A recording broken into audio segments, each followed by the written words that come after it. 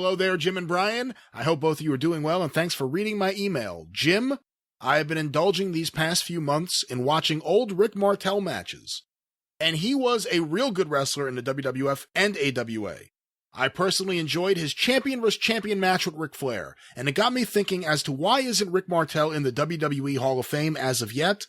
Also, have you had an interaction with Rick Martel? What type of person was he on the road and behind the curtain? Well, this is a great one to finish up with, because no, I haven't had any ear. No, I want to say I might have met Rick Martel a couple of times on one of those Meadowland shows in late 85, early 86, when the AWA and Crockett and everybody was sending talent in together. Well, he was in the WWF in 93 when you were there. Son of a bitch, that's right. And he was there briefly as the mod. He had come back as the model when I first got there, right? Yeah. So no, I've once again, I've been on some shows with him and been in the locker room with him. I'm familiar with his work, but I don't really have any personal interaction to contribute. But I thought he was he comes from a wrestler. His older brother was a wrestler. He was huge in Montreal. He was a great baby face. I thought he was a good heel too. He was just a good worker and an athletic guy, but he really got over as a baby face to me, and just was a good, well-rounded athletic worker. The promos might have been better as a heel, because you could always cut better heel promos than a baby face anyway.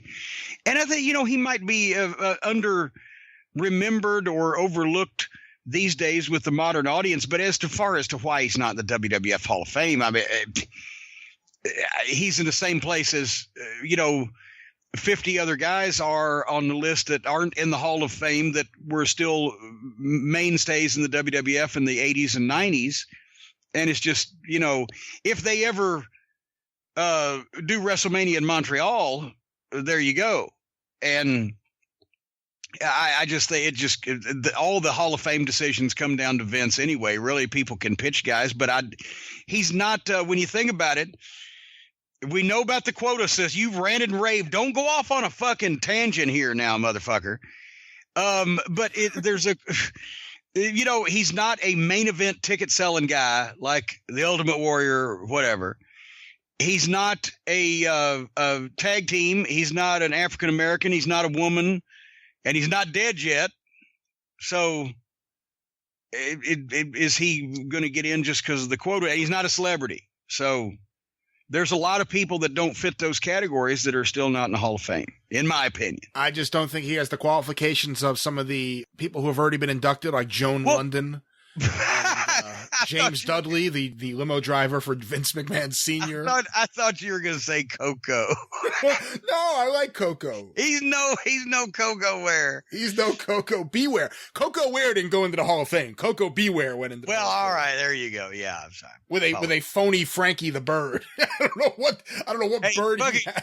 Koko, I'll tell you what, and I laugh at Koko in the WWF because he got fat and lazy, and they gave him a silly outfit and he had the bird. However, the compliment sandwich. In 1981, there was not a better athlete or a harder working heel in the wrestling business than Koko Ware. He had gotten into business. I think Plowboy Frazier had kind of give Lawler a little heads up. He's just a little black kid from Memphis, right? I think he was 18 or 19, and they trained him, and he came in, and he had a great drop kick, and he looked good, but he was underneath babyface, and got beat up, got used every now and then because everybody liked him in the locker room. He was humble back then until he got to be a star. Love you, Koko. But the first time that they finally did something with him, when they switched him heel on Lawler and he became Sweet Brown Sugar and they gave him to Jimmy Hart, he would just far and away every fucking night. You talk about somebody with a death wish. He was just short of Dynamite Kid with the shit that he was doing, the bumps he was taking. Even in the Louisville ring was sometimes a little questionable, and some of those Tennessee rings. If he did the fist drop off the top rope, he would jump halfway across the ring and he'd be 5 feet above the turnbuckle. If Lawler hit him and he was supposed to take a bump over the top rope backwards, he would fucking cartwheel over the top rope and not fucking grab anything. Everything, he worked as hard as he could because he'd always wanted that chance. And his shit was good too. And he was just a dynamite fucking athlete. And then the PYT Express came and he slowed down a little bit because then he learned now I got to lengthen my career so I can't just be a goddamn main. But Sweet Brown Sugar and Bobby Eaton, when they were a tag team, we stole some of their shit for the Midnight Express. But then the PYTs, he slowed down a little bit. But then when he went to the WWF, he said, fuck it, right? It's all about the bird now. But Koko Ware was one of the fucking most exciting guys to watch in the business in Memphis in the early 80s.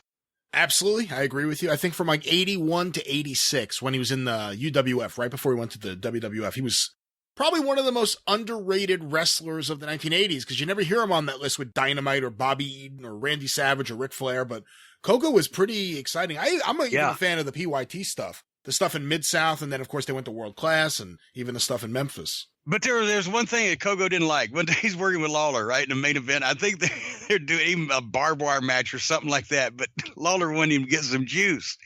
And Koko, he'd shaved his head at the time, but he's still black, right? He's like, King, they can't see it.